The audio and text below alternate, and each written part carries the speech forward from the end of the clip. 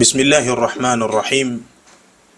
الحمد لله رب العالمين، والصلاة والسلام على أشرف الأنبياء والمرسلين نبينا محمد صلى الله عليه وسلم وعلى آله وأصحابه الطاهرين الطيبين وعلى من تبعهم بإحسان إلى يوم الدين. أما بعد. Ndugu yangu Muislamu popote pale unaponitazama, assalamu alaikum wa rahmatullahi wa barakatuh.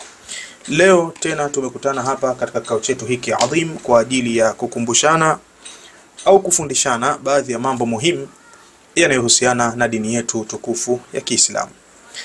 Pahala ukiona wewe Muislamu unamtegea mtu masikio kwa ajili ya kukufunza dini yako, kisha ukagundua anakufanyia khiana katika kukunukulia maandiko, yani anakata maneno, anaruka maneno, anakuficha vile vitu muhimu ambavyo wewe ulitakiwa uvisikie ili moyo wako uwe na maamuzi ya kufuata vipi katika misimamo inayoelezwa. Ukiona mtu huyo anakuficha hivyo, jua huyo mtu ni hatari sana, na chukua maamuzi ya kumruka kama unavoruka maradhi ya ukoma. Leo tutamuona huyu mtoto namna anavyofanya khiana hii katika vitabu vya wanavyuoni. Kivipi? Twende taratibu insha Allah taala. Tumsikize huyu mtoto alafu tuingie katika maudhui yetu. Faida nyingine iko mbeleni hapa kuhusu kule kucheka kwa Mtume. Alipocheka Mtume, na hadithi inasema kule kucheka kwake ni kwa kumsadikisha. Kabla hatujamsikiza mpaka anapokwenda, hebu naomba tuingie katika kitabu mara moja tuone namna gani haya maelezo tutayafahamu. Tusikilizane vizuri sana. Hadithi hii naisoma hapa halafu turudi katika maelezo haraka. Hadithi hii ni riwaya ya Abdullah ibn Mas'ud radhiyallahu ta'ala anhu. Inasema alikuja mwanachuoni miongoni mwa wanavyuoni wa Kiyahudi kwa Mtume sallallahu alayhi wasallam akasema, ewe Muhammad, we hakika sisi tunakuta, yani katika Taurati tukisoma kwamba Allah subhanahu wa ta'ala ataweka mbingu kwenye kidole chake siku ya kiyama, na ardhi ataweka kwenye kidole chengine, na miti ataweka kwenye kidole chengine, na maji na mchanga ataweka kwenye kidole chengine, na viumbe vyake vyote vilivyobakia ataweka katika kidole chengine. Basi atasema Allah subhanahu wa ta'ala, mimi ndiye mfalme wa kweli kweli, mimi ndiye mfalme. Alipoyasema maneno haya yule mwanachuoni wa Kiyahudi, Mtume akacheka sallallahu alayhi wasallama mpaka yakadhihiri kuonekana meno yake ya mwisho, huku meno ya magego, na amecheka hivyo kwa ajili ya kusadikisha ile kauli ya yule mwanachuoni wa Kiyahudi, kwa ajili ya kuikubali na kuisupport. Akacheka Mtume. Asema kisha Mtume sallallahu akasoma aya hii kwamba hawa washirikina hawakumheshimu Allah haki ya kumheshimu kwake, na ardhi pamoja, wal ardu jami'an qabdatuhu yawm al-qiyama, na ardhi yote kwa ujumla wake itakuwa ni katika qabdhi ya Allah subhanahu wa ta'ala siku ya kiyama. Wasamawatu, na mbingu zote, matwiyatun biyaminihi, takunjwa kwa mkono wake wa kulia, subhanahu wa ta'ala amma yushrikun. Ametakasika Allah subhanahu wa ta'ala na ametukuka kutokana na vile wanavyomshirikisha ambavyo havina uwezo wa kufanya lolote. Nadhani tumeisikia hadithi. Uweka akili yako hapa kwenye haya maneno na yatia rangi ya kijani. Fadhahika an-nabiyyu sallallahu alayhi wasallama tasdiqan liqawli al-habri. Haya maneno niliyotia rangi ya kijani. Haya, nadhani sasa hivi yanaonekana vizuri hapa. Tayib, turudi sasa tumsikilize huyu mtoto. Anasema hivi. Faida nyingine iko mbeleni hapa kuhusu kule kucheka kwa Mtume. Alipocheka Mtume, na hadithi inasema kule kucheka kwake ni kwa kumsadikisha. Anasema Imam Nawawi kaeka maelezo ya wanachuoni hapa. Dhahirul hadithi anna an-nabiyya saddaqa al-habra, kwamba nabii Mtume alimsadikisha yule mwanachuoni wa Kiyahudi katika kauli yake ile, inna Allah ta'ala yumsiku as-samawati, mpaka mwisho. Anasema qala al-qadhi, amesema mwanachuoni al-qadhi rahimahullah, wa qala ba'dhu al-mutakallimin, na amesema baadhi ya wanachuoni wenye kuleta ta'wil, laisa dhahikuhu wa ta'ajjubuhu wa tilawatuhu al-ayata tasdiqan lilhabri au tasdiqan lilhibri. Mtume kule kucheka kwake si kwamba ndo alimsadikisha, alimkubalia yule Myahudi, bal huwa raddu liqawlihi, bali alimkatalia yale maneno yake. Wa inkarun wa ta'ajjubun min su'i i'tiqadihi, na alishangaa na kupinga ile itikadi yake mbaya. Fa inna madhhab al-yahudi at-tajsimu, kwani hakika madhehebu ya Kiyahudi ni kumpa Allah kiwiliwili. Fafuhima minhu dhalika, kwa hiyo pakafahamika kwamba kule mtume kusoma ile aya si kwamba alimsupport yule Myahudi, alimpinga, na kule kucheka kwake na kushangaa kwake ni kwa kumpinga, si kwamba alimkubalia. Wa kauluhu, na kauli yake msimuliaji wa hadithi aliposema ndani ya hadithi tasdiqan lahu, kwa sababu kwenye hadithi kuna maneno yanasema mtume alicheka tasdiqan lahu, kwa kumsadikisha. Haya maneno tasdiqan lahu inma huwa min kalami rawi, haya ni maneno ya mpokezi wa hadithi, haya ni maneno ya mpokezi wa hadithi, hayako katika asli mtume alicheka akasoma ile aya. Tayeb, nimeyaweka haya maneno kwa urefu wake hivi ili uyasikie vizuri mpaka mwisho alipomalizia, halafu nikianza kujibu katika nukta zangu kuu 3 uwe unanielewa na jibu nini. Nimeweka kwa urefu maksudi hivi uyasikie. Ameyasoma yote mpaka alipofikia kwa mujibu wa video yake ilivyo. Sasa hapa pana nukta 3 za msingi sana ambazo wewe unatakiwa uzifahamu.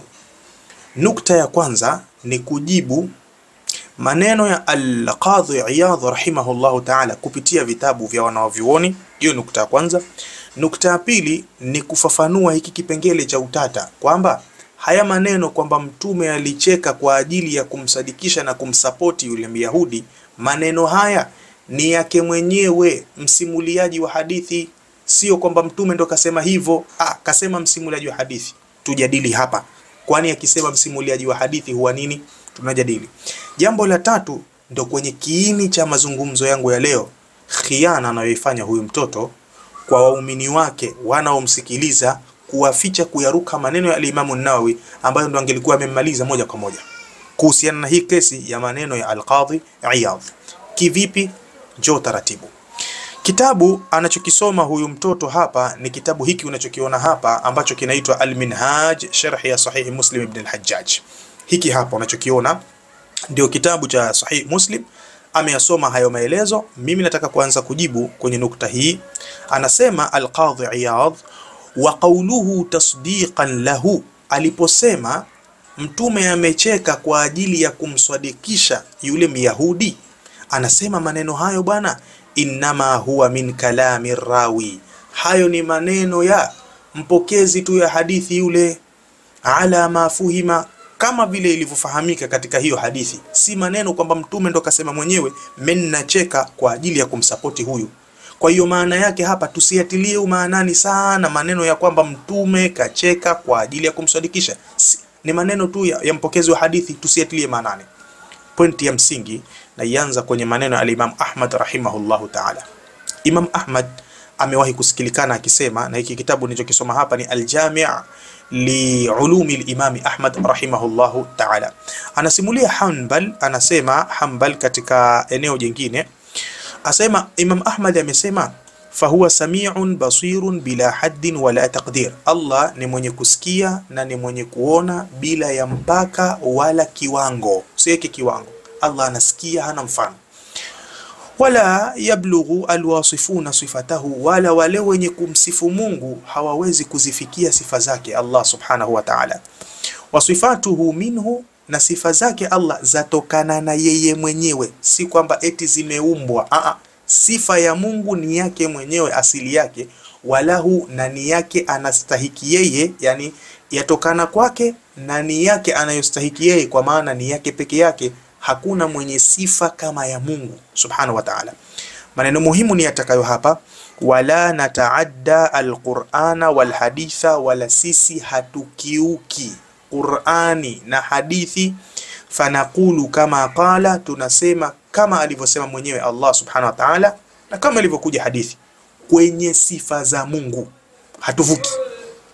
Wanasifuhu kama wasafa nafsahu, tunamsifu Allah kama alivyojisifu mwenyewe nafsi yake ta'ala. Wala nataadda dhalika, wala hatukiuki hapo. Ukiuelewa huu msingi kwamba kwenye sifa za Mwenyezi Mungu sisi hatukiuki, masala. Hatuwezi kuacha hadithi tukashike maneno ya watu wengine.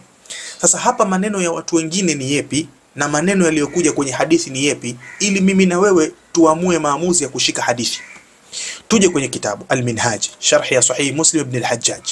Maneno anayoyazungumza Al-Qadhi Iyadh. Al-Qadhi Iyadh anasema hivi: waqala ba'dhul mutakallimina, wamesema baadhi ya wanavyuoni wa falsafa na wanavyuoni wa kalam.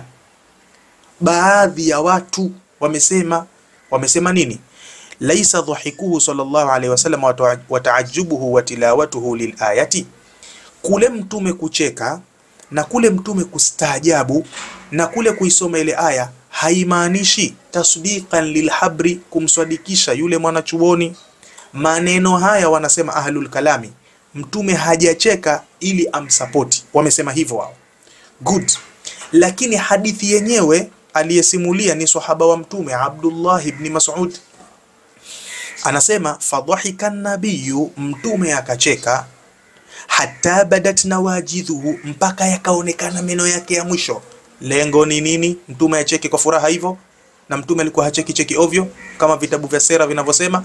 Mtume kacheka hivyo tasdiqan lilhabri. Watu wote wanaojua lugha ya Kiarabu, aje mtu apinge hapa kwamba tasdiqan ni mafuulun li ajlihi, amecheka kwa ajili ya kusapoti, kwa ajili ya kukubali, kusadikisha ile kauli ya yule, liqauli alhabri, ile kauli ya yule mwanachuoni. Kwa hivyo sahaba wa mtume Abdullah ibn Mas'ud ndani ya hii hadithi, ndani ya riwaya, anasema sisi tuna mtume kacheka kwa ajili ya kusupport.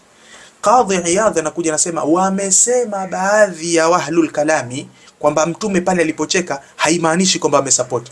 Hivi wewe na mimi wenye akili zetu timamu tuache hadithi na maneno ya sahaba aliyosema aliyekuwepo katika tukio, tukashike maneno ya ahlul kalami? Kwa hiyo nukta ya kwanza, piga wrong kwamba ahlul kalami wamesema hivi, mtume hakucheka hivi. Tunashika maneno ya sahaba. Hilo ni jambo la kwanza. Mtume kacheka kwa ajili ya kusadikisha maneno aliyosema yule bwana mkubwa ambaye ni yule Myahudi. Nukta ya kwanza ni hiyo ambayo tumejenga kwa msingi wa kitabu cha Imam Ahmad, la nataadda al-Qur'an wal hadith. Sisi hatuwezi kukiuka tukaacha Qur'ani, hadithi, maneno ya sahaba. Manake kwa vyovyote itakavyokuwa, imma iwe ni marfu' kutoka kwa mtume sallallahu alaihi wasallam mwenyewe, hadithi imepokea kutoka kwake, au iwe ni mauquf, ni maneno ya sahaba ameyasema mtume sallallahu alaihi wasallam kadha. Ima iwe hivyo. Vote kavukua tukaache maneno ya sahaba, tushike maneno ya ahlul kalami. Sisi wagonjwa? Sisi si wagonjwa bwana. Kwa hiyo ni nukta ya kwanza ya kielimu kabisa. Nukta ya pili katika masala haya aliyozungumza huyu ni kwamba aliyozungumza Al-Qadhi Iyadh ni kwamba wanavyuoni kwenye vitabu wamempinga moja kwa moja kwamba alichokizungumza Al-Qadhi Iyadh sio sawa sawa, bali Al-Imam an-Nawawi mwenyewe amempinga katika kitabu hicho sharh ya Sahih Muslim ibn al-Hajjaj. Na hapo alipopinga Al-Imam an-Nawawi ndipo huyu mtoto ameparuka hakupasoma. Nitakuja kupasoma mwisho wa darasa yangu hii.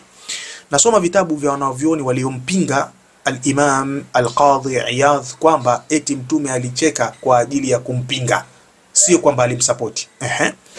Ukisoma katika kitabu mathalan kinachoitwa Kashful Manahij, anasema hivi mwanachuoni huyu kayanukuu maneno ya Al-Qadhi kama alivyokuja, waqala Al-Qadhi, kama alivyonukuu Al-Imam an-Nawawi.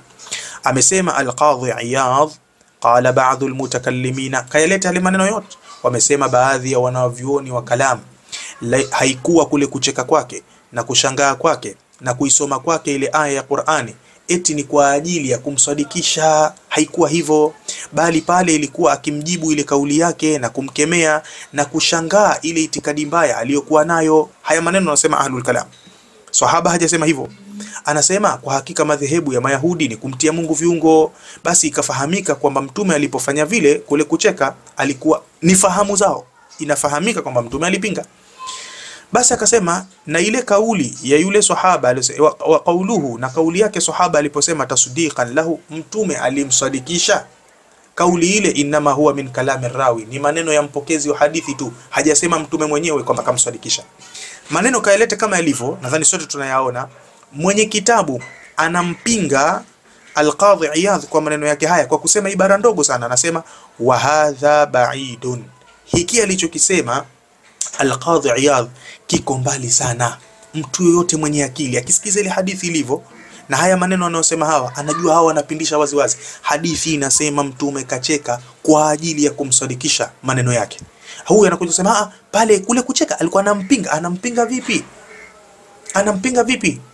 Sikiza vitabu sasa vinavyosema. Asema hadha ba'idun, hili jambo liko mbali sana, msitupeleke huko. Huko mnapeleka akili zenu vibaya. Kisha chini huku ikaikwa namba 2, wakasema hivi: taajuban, mtume alistaajabu maneno yaliyotoka kwa Myahudi. Kwa nini? Liannahu wafaqa ma jaa bihi min indillah, kwa sababu yule Myahudi maneno yake yamewafikiana na aliyokuja nayo mtume. Vile alivyosema Myahudi ndo vile vile anavyosema mtume alivyopokea kutoka kwa Allah. Kivipi? Twende. Fasara muayidan lahu wa musaddiqa, ndio maana akawa mtume ni mwenye kumsapoti na kumsadikisha kwa yale aliyoyasema yule Myahudi. Asema wa huwa dalilun ala ittifaqi ash-shara'i al-munazzal min indillah, na hii ni dalili juu ya kuwafikiana na kukubaliana sheria zote zilizoteremshwa kutoka kwa Allah zinawafikiana ala ithbati sifati ala dhahiriha, juu ya kuzithibitisha sifa za Mwenyezi Mungu kwa udhahiri wake. Kumbe hata kwenye Taurati iko hivyo, Mungu ataweka kwenye kidole, ataweka kwenye kidole, kumbe mpaka kwenye Taurati iko hivyo. Basi hata kwenye Qur'ani huku tunayo kwamba Mungu atakunja kwa mkono wake wa kulia. Kwa hivyo sheria ya Kiislamu ilivyokuja kutaja sifa za Mungu kwa dhahir, Mungu anasema atakunja kwa mkono wake, na kwenye Taurati imesema vile vile Allah tabaraka wa taala ataweka kwenye vidole vyake. Hizi sheria zimewafikiana kumsifu Mungu kwa vile ambavyo inastahiki kusifiwa, kama alivyotaja mwenyewe. Asema ala ma yaliqu bi'azamatillah, atasifiwa Mungu kwa namna vile inavyolingana zile sifa na utukufu wa Mwenyezi Mungu Subhanahu wa Ta'ala. Kisha akafanya raddi akasema, amma man qala, ama wale wanaosema inna ta'ajjubahu min jur'ati al-yahudi ala tashbihi, hakika mtume kule kushangaa kwake alikuwa anashangaa ule ujasiri aliokuwa nao huyu Myahudi katika kumfananisha Mungu na viumbe. Huyu Myahudi vipi? Mbona anatema Mungu ana vidole? Kuna watu wanasema hivyo, mtume kashangaa. Kama kuna mtu anasema hivyo, basi huyu mtu amepoteza insafu katika kusikiliza mazungumzo. Hii point ya msingi sana. Huyu mtu si muadilifu. Kwa nini? Kwa sababu mtume sallallahu alayhi wasallam wakati wa kusikia maneno ya batili, mtume huwa yaghdhabu lillahi, anakasirika. Mtume hacheki. Sikiza point ya msingi. Lau mtume angelikasirika kwa insafu kiuadilifu, mtume sallallahu alayhi wasallam anaposikia inda sama'i al-batil, anaposikia batil anakasirika kwa ajili ya Allah na anampinga yule mwenye kuyazungumza yale maneno, wala mtume hamkubali na kumnyamazia kimya. Mbona mtume amnyamazie kimya yule Myahudi pale? Ashapoteza itikadi za maswahaba wake pale. Maana ndio kushapoteza maswahaba, kisha mtume acheke ha. Basi sikiza, na nakuongezea aya, akamuongezea na aya wa maqadarullah haqqa qadri. Mtume hafanyi hivyo. Kwa hivyo kitabu hiki kinapinga itikadi aliyokuja nayo Al-Qadhi Iyadh aliyoinukuu kwa ahlul kalami kwamba eti mtume pale alikuwa anataajja. Mtume kacheka kwa kufurahi bwana. Msipindishe maneno. Na hiki ni kitabu kinachoitwa Kashful Manahij. Ukisoma katika kitabu Ibn Uthaymeen rahimahullahu ta'ala, katika kitabu chake cha sharh ya kitabu Tauhid, Al-Qawl Mufid ya sharh ya kitabu Tauhid, anafasiri vile vile haya maneno. Anasema hivi, mtume sallallahu alicheka hatta badat nawajidhuhu, mpaka yakadhihiri yale meno yake mtume sallallahu alayhi wasallam ya mwisho, magego yakadhihiri ya mtume sallallahu alayhi wasallam. Nini maana maneno haya? Asema Ibn Uthaymeen, ay dhaharat, yani yakadhihiri, yakaonekana waziwazi. Wa nawajidh jam'u najidh wa huwa aqsa al-adras, na anafasiri nawajidh yani ni meno ya mwisho huko, sio muhimu sana. Asema wa hadha adh-dhahiku minan nabiyyi, hiki kicheko alichocheka mtume hiki sallallahu alayhi wasallam, taqrirun liqawli al-habri, ni kwa ajili ya kukiri, kukubali, kuipokea ile kauli ya yule Myahudi. Walihadha, na kwa ajili hiyo ndiyo maana qala ibn Mas'ud, akasema sahaba, wachana na maneno ya ahlul kalami, swahaba yuko pale akasema tasdiqan liqauli al-habri, mtume kacheka kwa ajili ya kusupport yale maneno yale bwana. Sikiza maneno wanavyoni, walau kana munkiran, lau mtume angelikuwa ni mwenye kumpinga kama wasemavyo hawa, eti mtume kacheka ili kuonesha anampinga. Ewe, lau mtume angelikuwa anampinga, madhahika rasulu, mtume asingelicheka, wala stashhada bil ayati, wala asingemuongezea ushahidi wa aya ya Qur'ani. Asingefanya hivyo mtume sallallahu alaihi wasallam. Wala qala lahu, na angelimwambia kadhabta, wewe Myahudi umesema uongo, kama kadhaba alladhina, kama mtume alivyowakadhibisha wale ambao, sikiza hoja za kielimu, mtume aliwakadhibisha wale ambao idda'u, walikuja wakadai anna alladhi yazni la yurjamu, kwamba mtu anayefanya zinaa hapigwi mawe. Kuna Mayahudi walikuja wakasema hivyo, nyinyi mbona mnapiga mawe Waislamu? Kwenye Taurati hakuna hiyo. Mtume akawakadhibisha pale pale, kwa sababu wamesema uongo. Mbona huyu aliyekuja kumsifu Mungu kwa sifa za vidole mtume amchekee? Wale waliokuja kuzungumza mambo ya kidunia ya sheria za Mungu mtume awapinge, awakasirikie? Kwa akili gani mnapima mambo nyinyi? Asema huyu, walakinahu dhahika, lakini mtume alicheka, tasdiqan liqauli al-habri, kwa ajili ya kusapoti ile kauli ya yule mwanachuoni wa Kiyahudi. Wasururan, na mtume amefurahi, bi anna, ya kwamba, sikiza hoja hiyo, mtume amefurahi. Kwa nini? Ma dhakarahu, yale aliyoyataja Myahudi, muwafiqan lima jaa bihi al-Qur'an, yamewafikiana sawa sawa na yale yaliyokuja kwenye Qur'ani, alladhi uhiya ila Muhammad, Qur'ani ambayo imefunuliwa kwa Nabii Muhammad sallallahu alayhi wasallam. Kwa hivyo Al-Qadhi Iyadh nukuu yake aliyotuletea kwamba watu wa kalami wanasema vile mtume kucheka kwake na kustaajabu kwake na kuisoma kwake ile aya, eti ilikuwa si kwamba anamsapoti, bali ilikuwa anampinga. Maneno yale kwanza yanapingwa na vitabu vya wanavyuoni kwanza. Pili, kule kudai kwamba tusizingatie kwamba yule swahaba akasema mtume alicheka kwa ajili ya kusapoti. Usituambie tusizingatie. Kwa nini tusizingatie maneno ya swahaba, tuzingatie maneno ya ahlul kalami? Hiyo ni hoja nayo vile vile ya kielimu, tunataka jawabu. Kitabu cha mwisho ninachomalizia masala haya hapa ni kitabu hiki muhimu sana ambacho ni At-Tauhid cha Ibn Khuzaimah rahimahullahu ta'ala. Ibn Khuzaimah anasema hivi, huyu ndo kamaliza kila kitu. Kamaliza kila kitu.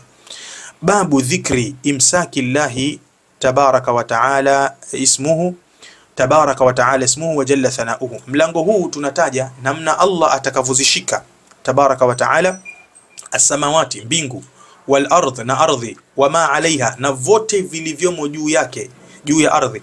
Allah atavishika ala asabihi, kwenye vidole vyake. Huu mlango anataja hivyo, Allah atashika kwa vidole vyake. Kisha akasema haya maneno muhimu mno. Anasema hivi, jalla rabbuna, ametukuka Mola wetu, an takuna asabi'uhu ka asabi'i khalqihi, kule kuwa vidole vyake ni kama vidole vya viumbe vyake. Hilo jambo halipo kwa Allah subhanahu wa ta'ala. Pamoja na kwamba anasifiwa kwenye hadithi ana vidole, lakini tunitakidi kwamba ametakasika Allah eti awe vidole vyake kama vidole vya viumbe. Sikiza maneno hayo, wa an yushbiha shay'un min sifati dhatihi sifat khalqihi, na kufanana chochote kile katika sifa za dhati ya Mungu zifanane na sifa za viumbe wake. Sifa yoyote inayohusika na Mungu haiwezekani kufanana na sifa ya viumbe wake. Sikiza maneno hapa, ndo ninapopataka, sikiliza kwa umakini. Waqad ajalla Allahu qadra nabiyhi sallallahu alaihi wasallam, Allah ameitukuza heshima ya mtume Muhammad sallallahu alaihi wasallam, an yusafa al-khaliqul bari, aje asifiwe Allah tabaraka wa taala bihadharatihi, mbele ya mtume, bima laysa min sifatihi, kwa mambo ambayo si sifa za Allah. Aje mtu mbele ya mtume amsifu Allah subhanahu wa ta'ala kwa sifa ambazo sio sifa za Allah, na mtume yupo, alafu fayasma'uhu, mtume amsikie, fayadhhak indahu, kisha aendelee kucheka mbele yake. Mtume hafanyi hivyo. Ndo kitabu kinasema waqad ajalla Allahu qadra nabiyyi, Allah kamtukuza mtume heshima yake, hawezi kufanya upuuzi huo. Yani Allah anasifiwa ana vidole, halafu iwe Allah hana vidole, kisha mtume baki anacheka tu. Ibn Khuzaimah anasema mtume hafanyi hivyo, huo ni upuzi. Asema wayaj'al badala wujubi nakiri wal ghadhabi ala almutakallim bihi, kisha mtume afanye baada ya kumkemea pale na kumpinga kwamba wewe unasema uongo, baada ya kufanya hivyo afanye badala yake dhahkan au dhahikan tabdu nawajidhu, badala yake mtume acheke mpaka meno ya mwisho yaonekane. Hivi jamaa, akili ziko sawa za hawa watu? Yani wanatutoa kwenye hadithi, maneno ya sahaba, watupeleka kwenye maneno ya mutakallim, tena maneno hayaingia kilini kabisa. Al-Qadhi Iyadh, Mwenyezi Mungu amrehemu, lakini haya maneno aliyoleta ni maneno hayaingia kilini, kielimu wala kibusara kibinadamu. Eti mtume kacheka. Unamsifu Mungu ana vidole, halafu Mungu hana vidole. Mtume anacheka mpaka meno ya mwisho yanaonekana. Mtume hafanyi hivyo. Anasema tasdiqan, aje acheke hivyo kwa ajili ya kumsadikisha, wa taajuban, na kustaajabu kabisa, liqailihi, kwa yule msemaji wake. Anamshangaa yule msemaji, ala, wewe kumbe unajua hivyo wewe? Mpaka nyie Mayahudi mwajua kwamba Allah tabaraka wa taala anasifiwa kwa na vidole? Mashaallah, hata hiyo kwenye Qur'ani iko. Akamsomea na aya. Kisha anasema la yasifu nabiyya bihadhihi sifa, hawezi kumsifu mtume kwa sifa hii, mu'min wa kweli, musaddiqun birisalatihi, mwenye kusadikisha utume wa Nabii Muhammad. Yani haiwezekani apatikane mu'min wa kweli kweli anamwamini mtume Muhammad, halafu aseme mtume alicheka pale wakati yule Myahudi anazungumza maneno ya batil, anamsifu Mungu ana vidole, kisha mtume akacheka pale. Hakuna mu'min anayeweza kusema hivyo. Allah anasifiwa kwa sifa mbovu, kisha mtume acheke. La yasifu nabiyya bihadhihi sifa mu'min. Hakuna mu'min anaweza kusema kwamba mtume anaweza kufanya utoto huo, mtume anaweza kufanya mchezo huo. Kwa hivyo vitabu hivi nilivyovisoma hapa vyote vinampinga Al-Qadhi Iyadh pale aliponukuu haya maneno, aliposema ya kwamba wamesema baadhi ya almutakallimina kwamba kule kucheka kwa mtume na kushangaa kwake na kuisoma ile aya haikuwa laisa tasdiqan lilhabri, haikuwa ndo anamsadikisha pale. Mbona acheke na meno yaonekane? Ilikuwa nini ile? Bal huwa raddun, eti kucheka ndio anamjibu, wa inkaru, na anamkemea mtume, anakemea kwa sampuli hiyo, wa taajjubun min su'i i'tiqadihi, na kushangaa ile itikadi yake mbaya. Maneno haya tumeyapinga kupitia vitabu vyao na wanavyuoni wamesema hadha ba'idun jiddan, ili jambo liko mbali sana. Sasa hivyo vitabu vyote nilivyovisoma hivyo weka pembeni. Sasa na kitabu hiki ninachokisoma hapa, hii ni Sahihi Muslim yenyewe sharhi ya al-Imam an-Nawawi. Imam an-Nawawi anapinga pale. Anapinga kivipi? Sasa nisikilize, ndo namalizia hapa.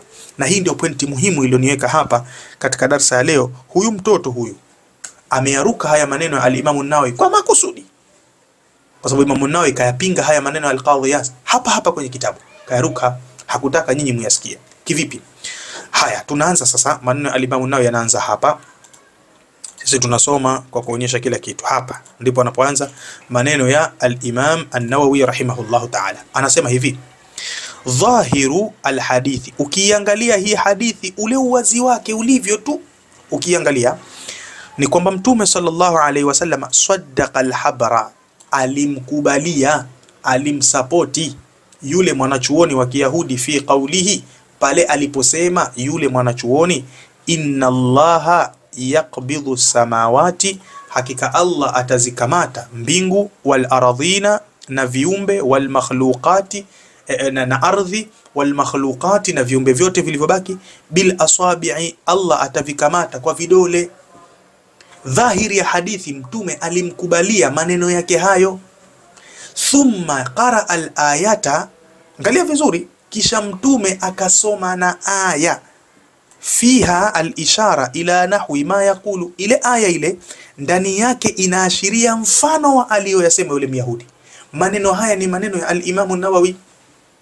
Imam an-Nawawi kiuadilifu anasema dhahiru, kitizama ile hadithi yaonyesha wazi mtume alimkubalia aliyoyasema yule Myahudi kwamba Allah atakamata vile vitu kwenye vidole vyake, asema Imam an-Nawawi, na akamsomea aya ya Qur'ani ambayo ndani yake kuna ishara mfano wa yale aliyoyasema Myahudi kwenye Taurati, kwenye Qur'ani pia yapo. Haya ni maneno ya al-Imam an-Nawawi. Alipomaliza kusema hivyo al-Imam an-Nawawi, sikiza vizuri, usiwe na haraka mpaka huko mwisho, kuna kitu kakiruka huyu mtoto. Asema Imam Nawawi sasa asema haya maneno niliyopiga box nyekundu, haya ndio Imam Nawawi yamemaliza. Anaingia sehemu ya pili ya maneno yake, asema qala al-Qadhi Iyadh, akasema sasa al-Qadhi Iyadh, qala ba'dhu al-mutakallimina, wamesema baadhi ya wanavyuoni wa kalam, laisa dhahikuhu, kule kucheka kwake kule Mtume SAW, wa ta'ajjubuhu, na kushangaa kwake, wa tilawatuhu lilayati, na kusoma kwake ile aya ya Qur'ani, laisa yani tasdiqan li khabri, laisa tasdiqan lil habri, haikuwa eti ndo anamsadikisha. Sikiza maneno, bal huwa raddun liqawlihi wa inkar wa ta'ajjub min su'i i'tiqadihi fa inna madhhab al-yahudi at-tajsim. Maneno haya tushasoma sana, tushafasiri kwamba Mtume eti pale alikuwa ndo anamjibu na anamkemea na anashangaa ile itikadi yake mbaya. Kwa hakika Mayahudi madhehebu yao ilikuwa ni kumtia Mungu viungo, fafuhima minhu dhalika, kwa hiyo ndo ikafahamika hivyo. Wa qawluhu tasdiqan lahu, na yasoma maneno yote mimi siachi kitu. Na pale aliposema Mtume alicheka kwa ajili ya kumsadikisha, inma huwa min kalami rawi, yale ni maneno ya msimuliaji tu, sio maneno ya Mtume mwenyewe, ala ma fuhima, kama ilivyofahamika kwenye hadithi. Sasa sikiza maneno ya al-Imam an-Nawawi ambayo huyu mtoto ameyawacha. Sikiza maneno haya, nimeyapiga box nyekundu. Asema al-Imam an-Nawawi na anajibu kielimu, hii inaitwa raddun basit, ni majibu mepesi lakini ndo kashapinga hapo. Anasema al-Imam an-Nawawi, wal awwalu adhharu, na kauli tulioitaja mwanzo ndiyo iko wazi zaidi. Kauli tulioitaja mwanzo ndiyo iko wazi zaidi. Kauli ya mwanzo ni ipi? Angalia vizuri. Kauli ya mwanzo ni hii niliyoipigia hii box nyekundu hii, unayoiona yote hii kuanzia hapa, wa dhahirul hadithi, kuanzia hapa. Hii ndo kauli aliyoitaja mwanzo, kwamba dhahiri ya hadithi Mtume alimsadikisha yule mwanachuoni wa Kiyahudi pale aliposema kwamba Allah ataweka vile viumbe vyote kwenye vidole, na akamsomea aya ambayo ndani yake ina ishara kama alivyosema Myahudi na kwenye Qur'ani ipo. Hii ndo kauli ya mwanzo aliyoitaja Imam Nawawi, dhahiri inaonyesha Mtume alimkubalia. Kisha akaleta kauli ya pili, kauli al-Qadhi Iyadh, akaileta mpaka mwisho. Na hii ni kauli al-Qadhi Iyadh kweli, kwa sababu al-Imam an-Nawawi ameinukuu kauli hii al-Qadhi Iyadh katika kitabu chake Ikmalul Mu'lim bi fawaid Muslim. Hiki hapa Ikmalul Mu'lim, utaona hapa amesema al-Imam al-Qadhi Iyadh rahimahullah ta'ala katika kitabu hiki, naona hapa inasema hivi, dhahaba ba'd hiki ndo kitabu chenyewe, tuangalie maneno. Dhahaba ba'd al-mutakallimin, wameona baadhi ya wanavyuoni wa al-kalam, anna dhahka an-nabii, kwamba Mtume kucheka, laisa maana tasdiq qawli al-habr, maana yake sio kwamba Mtume alikuwa anamkubalia yule mwanachuoni wa Kiyahudi, bali raddun alayhi inkar, bali pale Mtume alikuwa anamjibu, ndani yake anamkemea, wa taajjub, na Mtume alikuwa anashangaa, min su'i i'tiqadihi, kutokana na ubaya wa itikadi yake, anna madhhab al-yahudi at-tajsim, ni kwamba madhehebu ya hawa Mayahudi ni kumtia Mungu viungo, wa annahu fuhima minhu dhalika. Haya ni maneno ya al-Qadhi katika kitabu chake hiki Ikmalul Mu'lim. Chini huku akasema yale maneno, wa qawluhu tasdiqan, na maneno yake tasdiqan, laysa min kalami nabii inma huwa min kalami rawi. Hayo si maneno ya Mtume, hayo ni maneno ya ar-rawi. Kwa hivyo hapa ndipo ameishia maneno ya al-Qadhi. Kwa hivyo Imam an-Nawawi kamnukuu mpaka hapa, laysa min kalami rawi, kamnukuu mpaka hapa. Ukija katika al-Minhaj kamnukuu mpaka hapa, naona hapa laysa min kalawi, hii hapa inma huwa min kalami rawi. Haya ni maneno ya mzungumzaji ya msimuliaji wa hadithi, sio maneno ya Mtume. Tukae hapo hapo. Kwa hivyo haya maneno wal awwalu adhharu ni maneno ya nani haya? Haya ni maneno ya al-Imam an-Nawawi, anaipia nguvu kauli yake ya mwanzo aliposema kwamba Mtume kamsadikisha, nilipiga boksi, akipinga kauli ya al-Qadhi Iyadh. Hii ndio elimu. Sasa huyu mtoto kayasoma haya maelezo ili awaaminishe watu haya maneno ya al-Qadhi Iyadh. Yeye ndo alichokitaka awaaminishe watu kwamba wamesema ahlul kalami Mtume kacheka pale, na kule kucheka kwa Mtume maana yake anampinga. Kwanza haya maneno yamepingwa kwenye vitabu. Kwanza al-Imam an-Nawawi mwenyewe kapinga kwenye kitabu, na vitabu vingine tulivyotaja vimepinga. Hilo jambo la kwanza. Jambo la pili, kwa nini uruke maneno ya al-Imam an-Nawawi aliposema wal awwalu adhharu? Hii ndio pointi ya msingi hapa, khiana katika masala elimu. Kwa sababu huyu kiitaja tu hapa wal awwalu adhhar, kesi imekwisha. Haya maneno aliyotaja huyu hayana msingi. Wazi kabisa Imam an-Nawawi msimamo wake, Mtume alimsadikisha yule mwana wa chuoni pale aliposema Allah ataweka vile vitu katika vidole vyake. Hii ni elimu, haihitaji ujanja. Naktafi bihadha alqadr, wallahu ta'ala a'la a'lam. Tukutane katika video nyingine inayofuatia. mpaka nimalize hapa insha Allah kuzungumzia masala sifa za Mwenyezi Mungu Subhanahu wa Ta'ala zinabebwa kama zilivyokuja kwenye Qur'ani na kama zilivyokuja kwenye hadithi, bila ya kuzipinga wala kuzitengezea namna wala kuzifananisha na viumbe wala kupindisha maana yake, vile vile ilivyokuja. Hivi ndivyo tulivyo Ahlus Sunnah wal Jamaa as-Salafiyun. Wa naktafi bihadha al-qadr, wallahu ta'ala a'la wa a'lam, wa akhiru da'wana anil hamdulillahi rabbil alamin.